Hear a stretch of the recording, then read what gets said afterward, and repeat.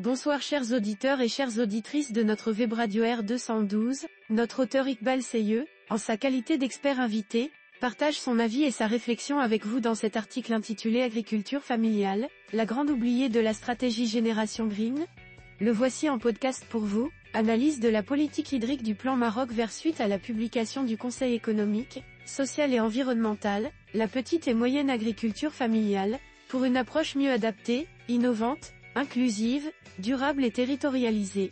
Iqbal Seyeux commence par mettre en lumière un fait fondamental ainsi. Essentiellement concentré dans des exploitations agricoles de moins de 5 hectares, qui représentent environ 70% du total des terres agricoles, la petite et moyenne agriculture familiale, MAF, assume plusieurs fonctions socio-économiques et environnementales tout en employant une part importante de la main-d'œuvre agricole, majoritairement composée de travailleurs familiaux. Il poursuit sa réflexion en insistant sur l'importance de cette catégorie d'agriculture pour le Maroc de la manière suivante. La MAF constitue bien un pilier du développement agricole et rural au Maroc et doit, à ce titre, figurer comme priorité stratégique dans les politiques agricoles et rurales nationales, comme cela ressort de l'avis adopté à l'unanimité par l'Assemblée générale du Conseil économique, social et environnemental, Conseil économique, social et environnemental, le 31 octobre 2024.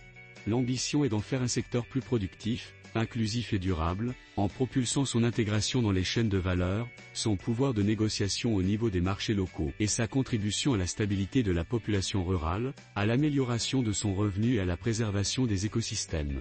L'expert invité enchaîne alors avec un constat préoccupant sur les défis actuels de la MAF ainsi. Or, aujourd'hui, les défis auxquels la MAF fait face se sont intensifiés.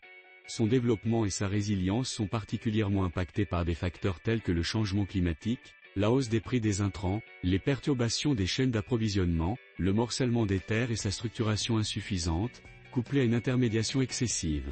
De plus, le vieillissement de la population agricole s'accentue, au point d'obérer la viabilité de milliers de petites et moyennes exploitations familiales dans un contexte marqué par la désaffection des jeunes générations, moins enclines à perpétuer une activité considérée comme incertaine. Dans un esprit d'espoir et de proposition, Iqbal Seyeux aborde ensuite la nécessité de repenser ce modèle agricole.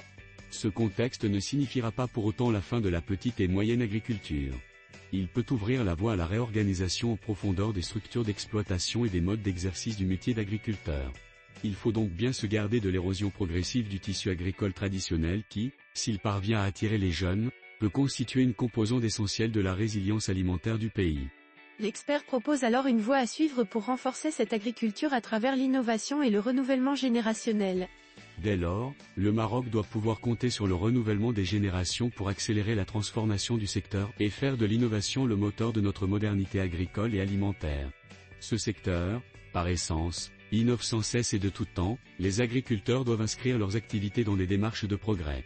Aussi, le plan Green Génération 2020 à 2030 comporte une série de mesures, dont l'accompagnement par la formation de 350 000 jeunes agriculteurs et investisseurs, afin de favoriser l'émergence d'un modèle plus résilient et productif.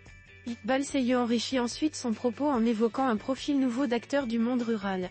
Il s'agit pas moins que de faire émerger une nouvelle génération d'entrepreneurs ruraux, non forcément issus du milieu agricole, mieux formés, peut-être plus féminisés, davantage ouverts aux nouvelles pratiques agricoles et à la commercialisation au circuit court. Il poursuit avec une vision équilibrée de la coexistence entre tradition et innovation dans l'agriculture marocaine ainsi. L'agriculture traditionnelle, mieux organisée dans le cadre de coopératives et groupements agricoles productifs et assurant l'ancrage des populations rurales dans les territoires, coexistera alors, sans céder sa place, avec l'entreprise agricole qui vise à répondre à une demande mondiale, et avec une forme inédite de micro-exploitation qui emprunte les codes de la start-up. Cette situation va constituer une véritable révolution culturelle dans le monde rural marocain, en espérant qu'elle donne naissance à une classe moyenne agricole véritablement entrepreneuriale. Notre expert invité insiste ensuite sur l'importance de cette mutation à long terme de cette manière. Il s'agit possiblement d'une tendance de fond à consolider pour qu'à terme, le secteur agricole puisse concurrencer les opportunités offertes par l'économie urbaine. Les fonctionnaires du ministère de l'Agriculture devront, à l'avenir, être très attentifs à ce renouvellement escompté des générations d'agriculteurs pour qu'il soit l'occasion d'une accélération indispensable vers l'agriculture durable. C'est en effet souvent à partir de signaux faibles que se font les grandes transformations et innovations. Pour conclure, Iqbal Seyeux ouvre la réflexion sur une approche plus fine et humaine de l'agriculture familiale en ces termes. Le moment est donc non seulement d'organiser la connaissance de l'agriculture familiale du fait de ses caractéristiques et modes de fonctionnement spécifiques, non réductible à une dimension économique ou, au contraire sociale, mais aussi d'investir dans la caractérisation de ces nouveaux actifs agricoles, la compréhension de leur insertion dans ce secteur d'activité, et la façon dont les politiques publiques les accompagnent. Chers auditeurs de la web radio R212, merci d'avoir été à l'écoute de ce podcast, et de partager avec nous ce moment d'échange et de découverte. Votre présence et votre fidélité sont notre plus belle récompense. On se dit à très bientôt, si vous le voulez bien.